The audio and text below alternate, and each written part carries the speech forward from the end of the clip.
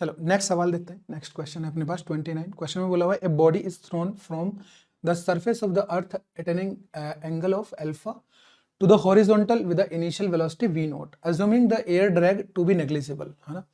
The time of motion पूछा है, time of flight पूछा है, मैक्सिमम हाइट पूछा है, और अपन को रिलेशन बताना है मैक्सिमम हाइट और रेंज में, और अपन को वो एंगल बताना है जब मैक्सिमम हाइट और रेंज जो है वो सेम हो जाए। देखो बी में पूछा गया है the maximum height of the ascent and the horizontal range at what value of angle alpha they will be equal to each other, है ना। सी में पूछा है the equation of trajectory y of x where y and x are displacements of body along the vertical and the horizontal respectively, ठीक है, and the curvature radii of trajectory at the initial point and its peak, है ना। Initial point और peak पे अपन को radius of curvature पूछा है। Radius of curvature का मतलब है कि उस पॉइंट पे अगर मैं एक सर्किल बनाऊं, है ना, या फिर मैं कोई भी सर्कुलर पाथ बनाऊं तो उस सर्कुलर पाथ की रेडियस क्या होनी चाहिए, है ना, that is radius of curvature. तो जैसे जैसे क्वेश्चन में बोला है वैसे वैसे अपन यहाँ पे कैलकुलेट कर लेते हैं। देखो ये हो गया x और ये है अपने पास y। पार्टिकल को इनिशियल स्पीड किससे प्रोजेक्ट किया गया है, v नोट से, एंगल अल्फा के ऊपर, ठीक है, एंगल अल्फा पे v नोट से प्रोजेक्ट किया है।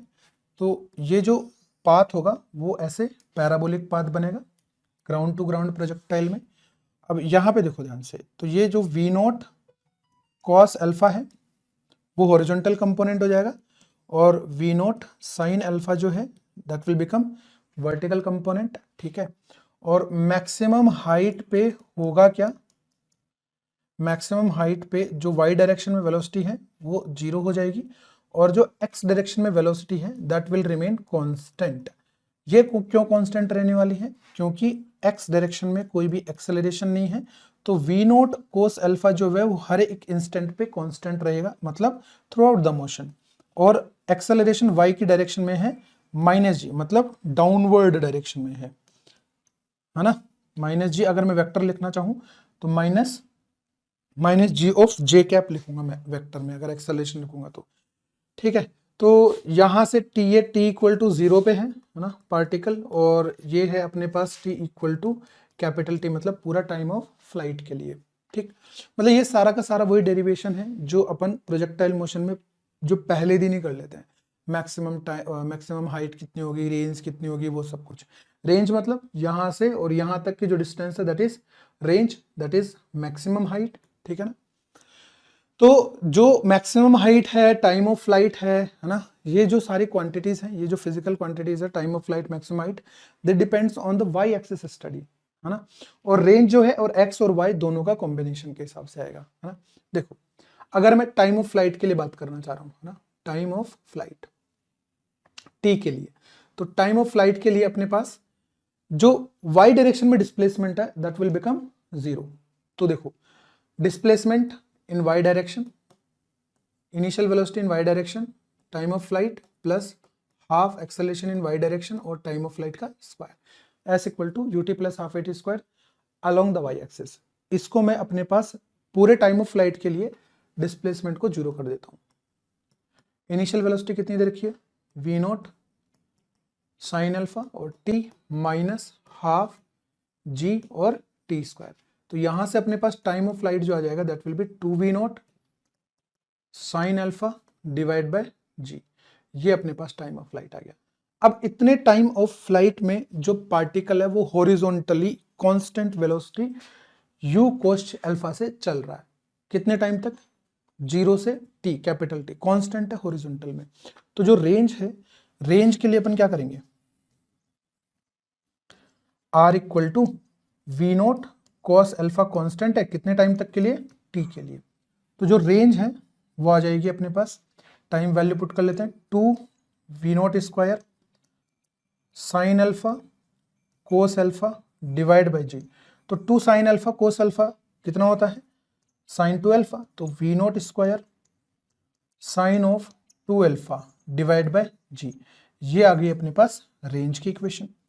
और अब अपन को पूछा है मैक्सिमम हाइट। तो मैक्सिमम हाइट के लिए देखो, मैक्सिमम हाइट पे वाई डायरेक्शन में जो वेलोसिटी है वो अपने पास 0 हो जाती है, या फिर मैं ऐसे भी लिख सकता हूं कि वाई डायरेक्शन में जो डिस्प्लेसमेंट है वो कितने टाइम में निकाल लूं, t/2, मतलब मैक्सिमम जो टाइम ऑफ फ्लाइट है उसका आधे टाइम में वाई डायरेक्शन में वो कितना गया, that will provide us the maximum height. ठीक है ना, तो मैक्सिमम हाइट के लिए अपने पास वाई डायरेक्शन में वेलोसिटी 0 हो जानी चाहिए।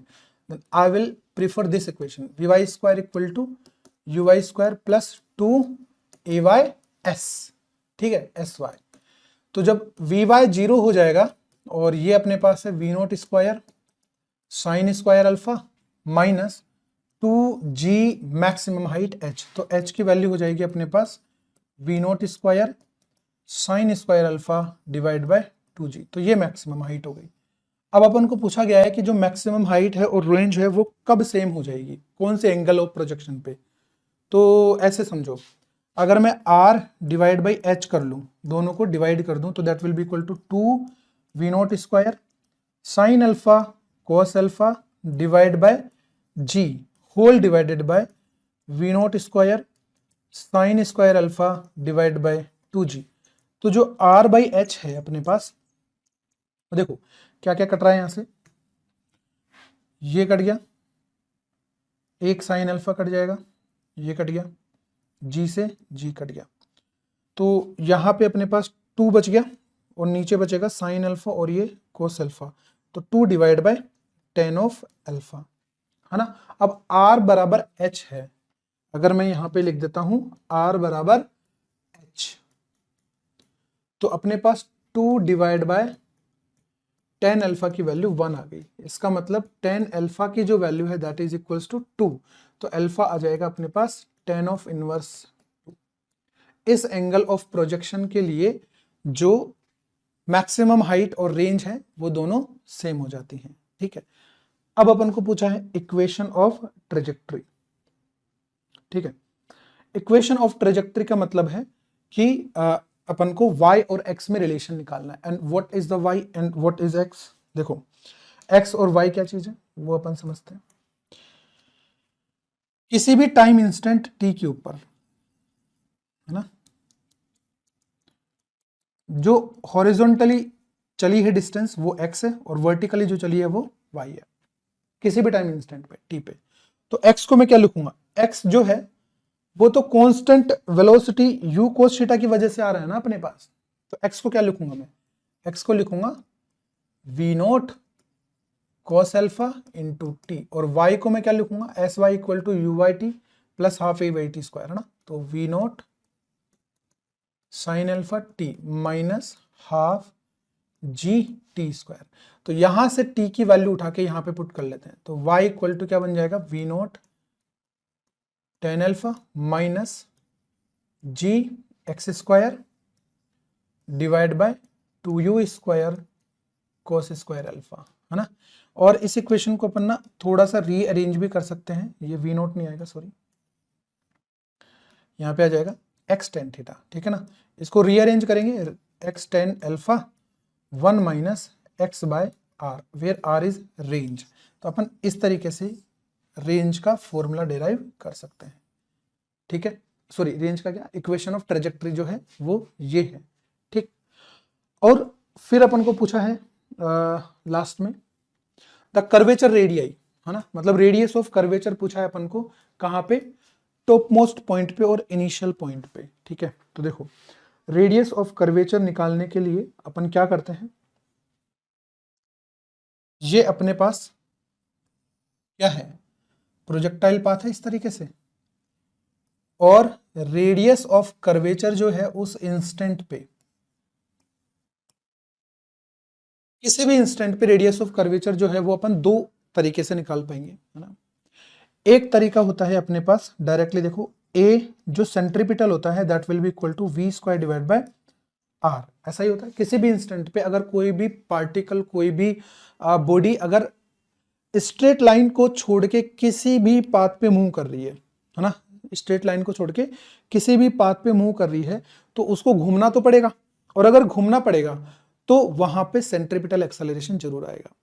और जो सेंट्रीपिटल एक्सेलरेशन है वो ही बॉडी को अपने पाथ से डेविएट करता है ना। तो सेंट्रीपिटल एक्सेलरेशन अपने पास v²/r हो गया। तो यहां से जो ROC बनेगी that will be equal to v² divide by centripetal acceleration बोलो या फिर नॉर्मल एक्सेलरेशन बोलो, normal acceleration on the tangential velocity. तो ये जो v² है that is the tangential velocity, an is a normal acceleration. एक तो तरीका ये है ना, और दूसरा तरीका अपन पहले एक बार फाइंड कर लेते हैं इसी को यूज करते हुए। दूसरा तरीका अपन अभी डिस्कस करते हैं। जैसे ये हो गया अपने पास v0 और जो इसके पास बॉडी के पास एक्सेलरेशन है वो केवल और केवल g है। g जो है उसी का एक कंपोनेंट जो है एक्सेलरेशन का, वही इसका जो पाथ है वो कंटिन्यूअसली ऐसे कर्व पाथ बनवा रहा है, ठीक है ना। तो देखो ये एंगल अपने पास कितना है अल्फा। तो टेंजेंशियल वेलोसिटी जो है वो इनिशियल पॉइंट पे कितनी है v0 है। अब मेरे को इस वेलोसिटी के ऊपर एक्सेलरेशन फाइंड करना है, मतलब मेरे को इस डायरेक्शन में a नॉर्मल चाहिए। तो ये एंगल अगर अल्फा है ये 90 डिग्री हो गया, ये एंगल 90 माइनस अल्फा है, ये अगेन 90 डिग्री हो गया, तो दैट विल बिकम अल्फा। तो a नॉर्मल अपने पास जो बनेगा that will B g cos of alpha, ठीक है। तो यहां पे देखो ROC कितनी बन जाएगी, अगर मैं इसको O बोल देता हूं तो ROC at O that is v² divide by g cos alpha, ठीक है। ये ROC बन गई अपने पास इनिशियल पॉइंट पे, ठीक है। इसके बाद अपन को ROC चाहिए कहां पे, मैक्सिमम हाइट पे। तो मैक्सिमम हाइट पे अपने पास स्पीड केवल और केवल कौन सी होती है, हॉरिजॉन्टल डायरेक्शन में v0 cos alpha that will remain constant through out the motion. और जो एक्सेलरेशन g है वो तो सीधा का सीधा 90 डिग्री पे ही आ गया इस पे, है ना। मान लो पॉइंट P है मैक्सिमम हाइट पे, तो जो पॉइंट P होगा वहां पे ROC कितनी हो जाएगी, v0² cos² alpha divide by perpendicular acceleration कितना हो गया g। तो अपने पास ये ROC आ गई पॉइंट P पे, ठीक है। So this is how we can calculate the ROCs। एक मेथड और है ROC कैलकुलेट करने का, अगर मान लो अपन a नॉर्मल नहीं निकाल पा रहे हैं, ठीक है, और मेरे को डिफरेंशिएशन करना आसान लगता है ना, तो मैं क्या करूंगा, एक फॉर्मूला है जिससे अपन डायरेक्टली ROC फाइंड कर सकते हैं if we know the equation of path, तब, ठीक है ना। तो that is 1 plus dy by dx का होल स्क्वायर की power 3/2 whole divided by mod of d2y by dx square, ठीक है। तो इस इक्वेशन को एक पर्टिकुलर पॉइंट पे अपन यूज करेंगे तो अपने पास उस पॉइंट पे ROC आ जाएगी, where dy by dx is first differentiation of y with respect to x। अब इक्वेशन ऑफ ट्रेजेक्टरी का डिफरेंशिएशन है ये, है ना। मान लो इनिशियल पॉइंट पे मेरे को निकालना है तो पहले मैं dy बाय dx निकालूंगा और x और y की वैल्यू 0 पुट करूंगा तो dy बाय dx आ जाएगा। और d2y by dx is a second differentiation, है ना, जो कि कांस्टेंट आने वाला है इस केस में अपने पास, दैट विल बी -g। तो इसका अपन को पॉजिटिव वाला पोर्शन लिखना है, ठीक है ना। और अगर मान लो मैक्सिमम हाइट पे लिखना चाहता हूं तो मैं कोऑर्डिनेट लिखूंगा कौन सा, r/2 और h, ठीक है ना। तो dy बाय dx निकालूंगा मैं r/2 h से, और d2y बाय dx स्क्वायर भी सेम पॉइंट पे निकालूंगा और इस इक्वेशन में पुट करूंगा, I will find the values, ठीक है। So this is how we can calculate the all portions. चलो